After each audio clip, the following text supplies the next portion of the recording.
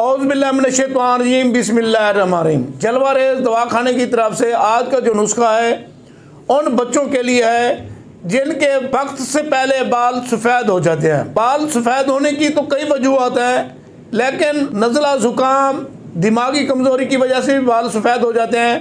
तो बालों को स्याह करने के लिए, बालों को स्याह दोबारा लाने के लिए आज मैं आपको एक ऐसा नुस्खा देने जा रहा हूँ जिनके इस्तेमाल से आपके तमाम बाल स्याह हो जाएंगे। आपने करना क्या है, आपने हलीला स्याह लेना है। हलीले स्याह को मुंह के अंदर रख कर इसका लबाब चूसते रहें। इसी तरीके से आपने 1 साल करना है। 1 साल के बाद आपके तमाम बाल स्याह हो जाएंगे और दोबारा सफ़ेद नहीं होंगे। आप इस नुस्खे को इस्तेमाल करें और इससे फ़ायदा उठाएं। हमें दुआओं में याद रखें।